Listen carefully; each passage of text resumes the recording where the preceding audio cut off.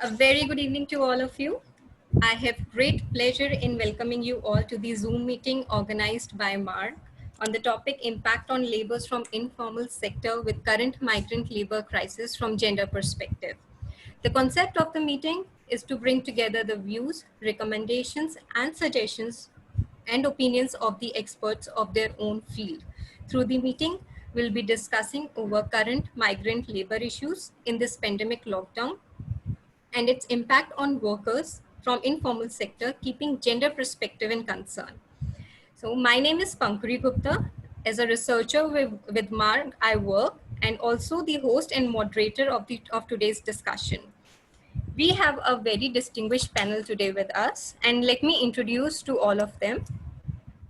We have with us, just a second. We have with us Ms. R. Lata. She is a social development specialist from Chennai. Hi. Hello, ma'am, from Yes, Chennai. hi. Good evening to everyone. Good evening.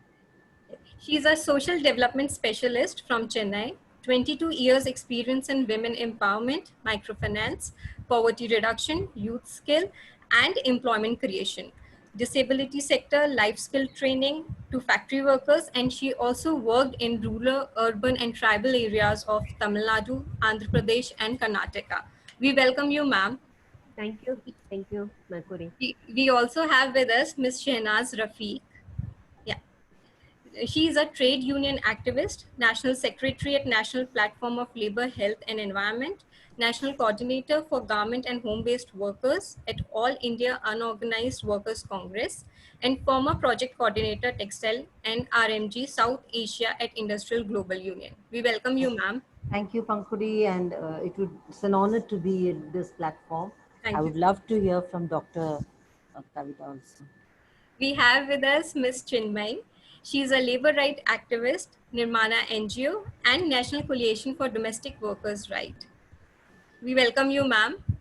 Is Ms. Chinmay is there? Chinmay, ma'am? Okay, I think we'll contact to them. We are very fortunate to have with us Professor Kamla Sankaranji as a lead speaker. She is currently a professor at the Campus Law Center, Faculty of Law, University of Delhi, and has also previously served as the Vice Chancellor, Tamil Nadu National Law University. We welcome you, ma'am. Thank you. Now, we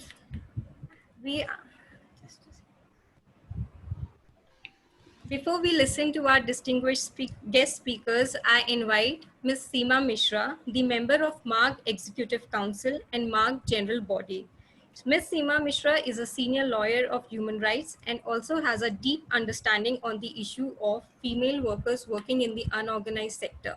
And she will give us the brief introduction of MARC and Mark's work on the right of women working in unorganized sector. So I invite Ms. Seema Mishra, ma'am. Ma'am, are you there? I think she got disconnected. Okay, let me take it further. We welcome all these speakers and we really appreciate the opportunity to have this discussion with all of you. I would also like to say that we have around 42 participants as of now.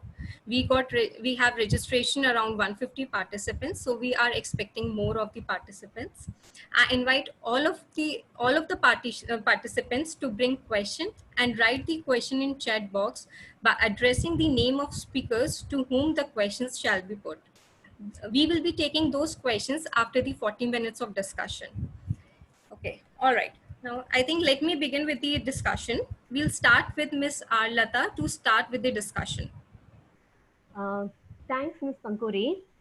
Warm good evening to Professor Kamala Shankaran ma'am, who chaired this occasion, and my co-panelists, Ms. Shanas and Ms. Chinmay. Thank you so much. And I'm Lata Nagara, Social Development Specialist. I'm very happy to be here today in the presence of eminent expert to discuss about the migrant laborers in the informal sector from a gender perspective. According to 2011 census, there are about 139 million migrants working in various industries. Majority of them from Uttar Pradesh, Odisha, Bihar, Madhya Pradesh, Rajasthan. The migrants are actually three types. One is seasonal migrant. They migrate during the particular season, like festivals, sugarcane cut, and rig work, and some road contract work. They prefer to work in unorganized informal sector, most of them. And second one falls under the temporary migrants. They work for minimum 1 to 2 years, maximum up to 5 years, for the purpose of saving, house construction, marriage, etc. They also prefer to work in informal sector. Why? Because they want to earn more, save more. They don't want to get into the muster role. The muster role, there'll be cut down PF, ESI will be there. And the third one is the habitual migrants. The habitual migrants, actually, they are the long run, they'll stay long run. And from the one family, two, three migrant, the brother, sister, they join together, migrate. And once the younger brother and elder brother and elder sister completed their service 5 or 6 years, the younger brother will substitute, replace their position, the same factory or same industry somewhere. So they are the habitual migrants. And a few of them, after getting married also, they bring the partner and they live together. They live together as a family. So they work for a long run. Most of them, they choose the organized sector, but few, very few, if they have a great demand of money, they choose the unorganized sector and informal sector. Actually, most of them, they think that in the organized sector, like big industry, everyone will be getting to the muster role and PF, ESI, all the security benefits will get. It's not like that. Very few, like housekeeping and other piecemeal worker, piece rate worker, they'll be from the unorganized informal sector only. They won't get into any muster role. Most of the factories, companies, they have the dual attendance register. One is for auditing, one is for this unorganized informal sector payroll. So they'll get paid in a cash in hand. So this is the migrant situation. From the factory perspective, how they see the migrants, the factory, the industry perspective, how they see the migrant means, the industry believes the potential of migrants. They want to retain and they want to sustain the workers. They they identify the sincerity and hardworking nature of the worker. That's no issue. But as they have issues with few things, the workers, they themselves do not want to enter into the muster role, and they want to get the full salary. They forced to work in the informal sector, like, and at the same time, the Interstate Migrant Act 1979, there is so many practical issue to enrolled the migrants. So it's a namesake. Few organization, few industry, and the reputed industry, they get registered with the contractors. Through the contractors should register the migrant through police station and factory inspectors and all. So only for the enrollment registration, the Interstate Migrant Act is so for using. And as the migrants are the attrition and they are not continuing in the work, few of them, they could not able to enroll in the master role. This is from the factory perspective. And the migrants mindset and their perspective, we see the female workers, they don't have a choice to select the factory, skill, working time, salary, etc. It is decided by the parents and the male of the head of the family or brother or something. And what they fix, they have to go and work. When they avail leave, they have to decide. When they have to leave the organization, they have to decide. But most of the female workers, they work in organized sector, but the female headed family, they are forced to work with a piecemeal worker and piece rate work, because they get more income. And whenever they want to go home, they can go. They have a freedom. Whenever they want to take a long leave, they can take leave. So this situation forces them to work in the informal sector. And the workers, those who are working in the saloons, the beauty saloons and restaurant and housekeeping, they've not at all enrolled in any sector. We couldn't say they are in unorganized or informal sector. They are not coming under any purview. And most of the workers, migrants, they don't want to cut their salary. PF and ESI deduction, they don't want. And in the every year, they won't take leave at all. But in the last 2 months, they'll take a leave.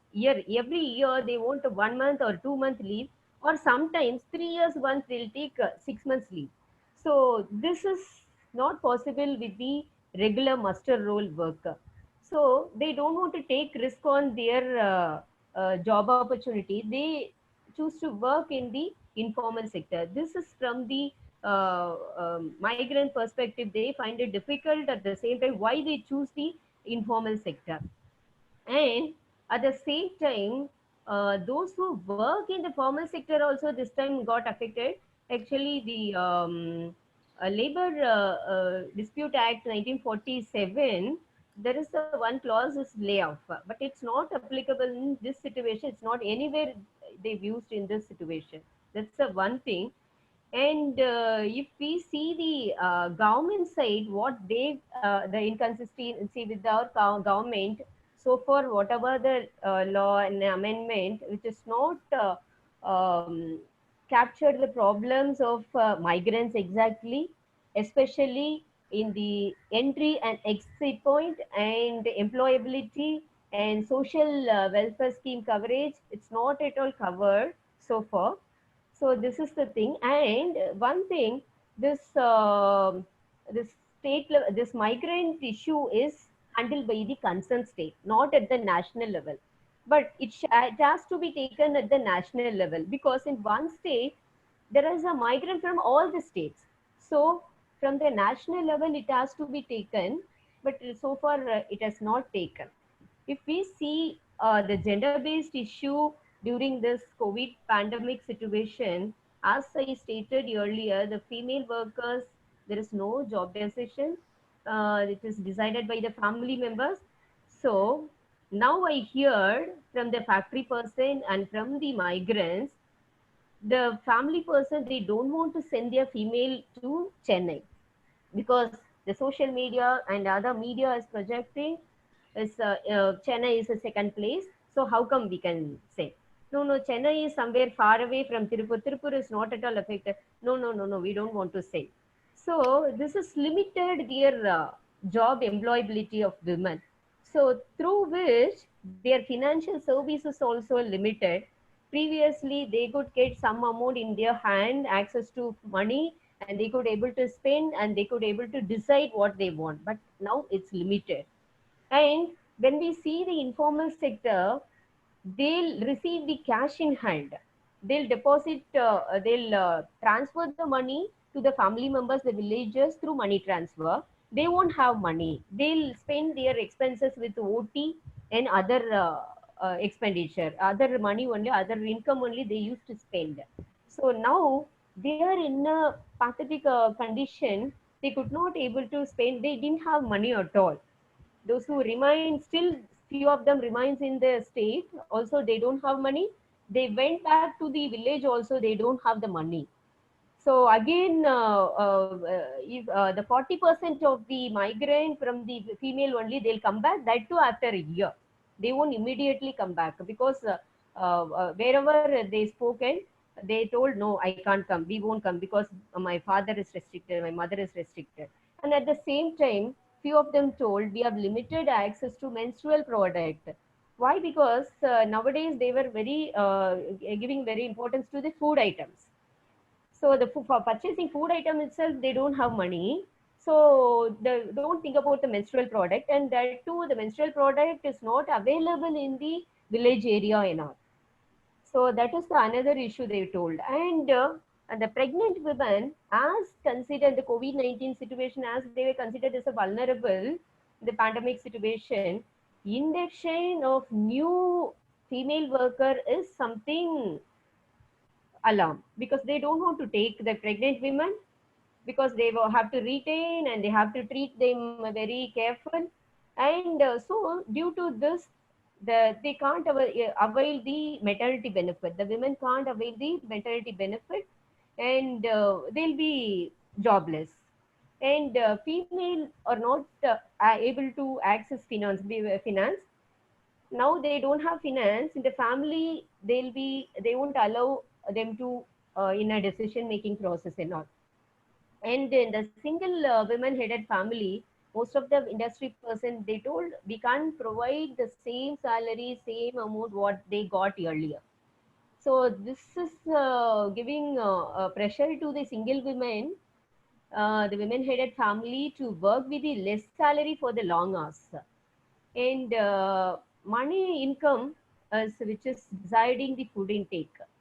So due to this condition, the young and pregnant women, they forced to eat what they get. And nutritious food is questionable for them. And in few area, they told we are going to get marry our girl child, so we won't send the child. So this condition may also leads to early marriage, and school girls dropout and all will be there. And other than that, a very big issue, the domestic violence abuse is increased in the male members, and by the male members, as they lost job, often they are the male are using, you are keeping ideal, no, you are keeping ideal. So this is the gender issues I saw, and I discussed with so many Ma'am, person. ma'am, I'm sorry I'm interrupting, but can we just cut it short, little? Yeah, yeah, it's over. I'm so So sorry. final I'm so sorry. suggestion. Yeah. So Sorry. final. No, no, no. It's I'm going to end. That's all. Okay, Okay, ma'am. it's a final suggestion. Actually, as the Amendment Act is not practically workable for the migrants, they did not address the issues properly. The migrants unorganized sector should be um, having a common law for everyone. It should be address all the issues of migrants from entry, exit to social welfare schemes, and it should address all the unorganized sector, informal sector, and the organized sector. So for everyone, it should address the. So it's a suggestion, and another suggestion I received. They need an app for support the migrants in each state. The app something should be helpful to address them, security, support, and access to resources. This is the expectation from them. And the common enrollment, the migrants' employment should be common enrollment through PF portal or through Aadhaar. So these are the suggestions I'm keeping. That's all. So thank you so much for giving me a wonderful opportunity. Thanks for everything. Thank you so much, Ms. Lata, for such an insightful information and your valuable suggestions. I'm sure we will put forward this suggestion to the appropriate authorities. And I would just like to, I think Ms. Seema Mishra is there with us. Ma'am, are you there? Yes, yes. Yes. Hello, ma'am. Hello, ma'am. Ma'am, I just want to give a brief introduction of Ms. Seema Mishra. She is the member of MAG Executive Council and MAG General Body. And she is also a senior lawyer of human rights and also has a deep understanding on the issue of female workers working in an unorganized sector. And now I'll invite her to give brief introduction of MARC and also Mark's work on rights of women working in organized sector. Ma'am, please.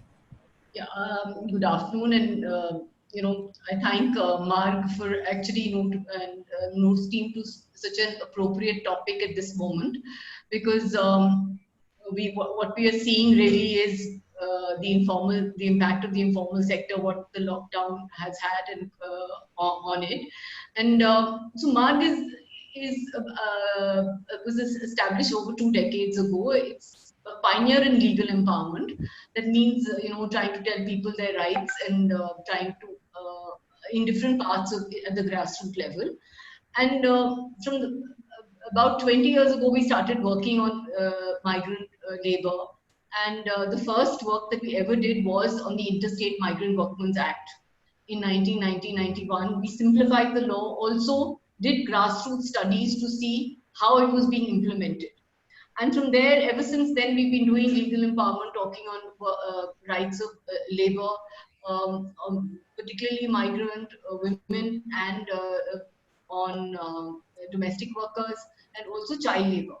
After when the Sexual Harassment Act came into being, we've done a study on looking at the implementation and the problems that women in the informal sector face. And then in 2 years ago, we did another in trying to track the changing scenario and trying to see whether how the scenarios changed in the last 2 decades.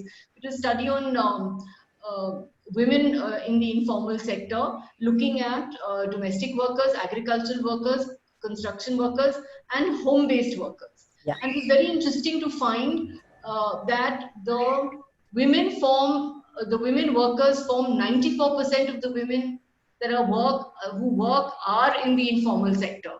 This is data, and also the informal sector itself is very large. I'm sure Dr. Kamla will elaborate on this more, but the NSSO data said that it's actually 94% of the workforce is in the informal sector, and the sector is increasing day by day because of various laws being the way they're implementing, and the policies and the changes. So just giving this background, and because of the work, I don't want to take very much time, and I want the experts to talk about this, but just to inform you that it's been a ongoing work of MARC for the last 20-25 years.